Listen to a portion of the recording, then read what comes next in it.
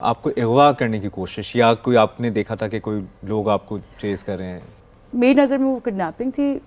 ज़ाहिर है वो हरासमेंट भी हो सकती है, लेकिन वो हुई क्यों? मेरे अंदर बहुत तुरम खानी है कि मैंने उसकी लिटरली वो वर्ष उसकी बाइक गन यहाँ थी, मैंने उसकी बाइक को धक्का दिया और वो रहमत की बारिश, वो उसकी बाइक स्लिप होके गिर गई और मैं बैग्स लेके चलती हुई भागी हूँ और मेन रोड पे आके मैं खड़ी हो गई और गाड़ी वालों ने मैं उनके आगे हाथ लेके खड़ी हो गई कि प्लीज़ रुक जाए, मुझे बचाए, वो मुझे मार देगा, गन वन ये जो भी।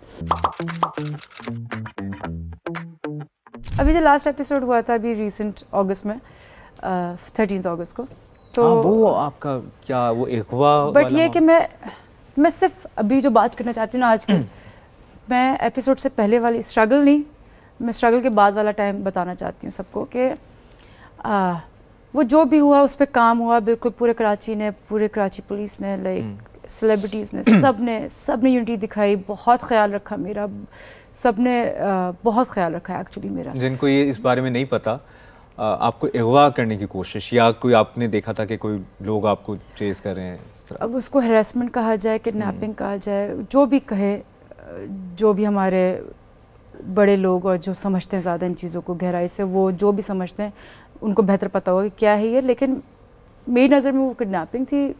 ज़ाहिर है वो हरासमेंट भी हो सकती है, लेकिन वो हुई क्यों? वो आदमी श्योरिटी के साथ मैं ये कह सकती हूँ कि वो आदमी निम्रा खान को तो नहीं जानता था, जो उसकी शक्ल, जो उसका हुलिया था।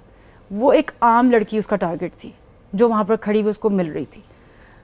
वो तो मेरी जगह कोई और भी हो सकती थी।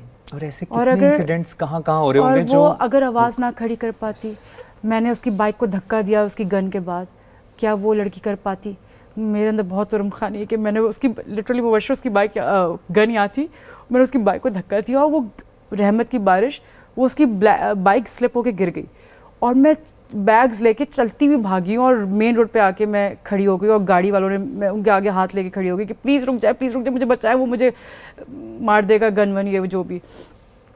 तो बहुत सी लड़कियां नहीं कर पाती ऐसा, बहुत ये पॉजिटिव आपका ये काम था कि फिर उसको हाईलाइट करवाना। और ऐसे कितनी खवातीन हैं जो रोज इस स्ट्रगल से गुजर, मुझे कितने डीएम्स आए उसके बाद, कितने, इवन मुझे हफ्ता पहले भी डीएम आया एक लड़की का कि कुछ नहीं चाहती, बस ये स्क्रीनशॉट लेके स्टोरी पे शेयर कर दें, शायद आपके प्लेटफॉर्म से कोई मदद मिल सके, आप हमेशा हक के लिए बोलती हैं। तो मैं तो हर किसी के लिए बोलना चाहती हूँ और मैं हर किसी के लिए राइट के लिए बोलना चाहती हूँ, बट मैं चाहती हूँ बस ये क्राइम पे फोकस रहे हमेशा। और लड़की मतलब मैं थी इसलिए मुझे नहीं पता, लेकिन मैं नहीं किसी के अगेंस्ट बोलना चाहती किसी भी बात पे, बट मैं चाहती हूँ कि जो आज ये न्यूज़ पे इसलिए था सब कुछ ये क्योंकि निम्रा ने वो बोला था। अगर वो निम्रा नहीं बोलती शायद किसी को पता भी नहीं चलना था। और कितनी ऐसी बच्चियाँ जो नहीं बोल सकती, सोसाइटी के डर से, रिश्तों के डर से, माँ बाप के डर से, एक्सेप्टेंस के डर से। टैबूज हैं हमारे कितने के, यार ये ना हो जाए, इस तरह ना हो जाए, वही ना, एक्सेप्टेंस, रिश्ता कल आ रहा है तुम्हारा, तुम चुप रहो, रिश्ता आएगा, कैसे आएगा बेटा कल कोई ये।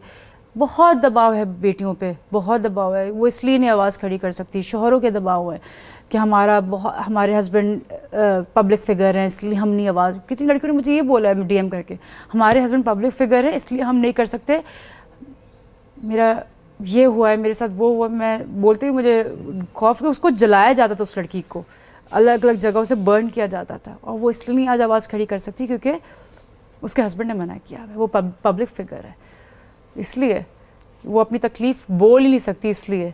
और मुझे ये उस आदमी से ये पूछना है कि तुम खड़े थे, चलो हम औरतों को नहीं भी चाहिए पूरी दुनिया की आवाज़, वो एक आवाज़ भी हमारे लिए काफ़ी कि तुम खड़े थे, वो नहीं खड़ा था उसके साथ।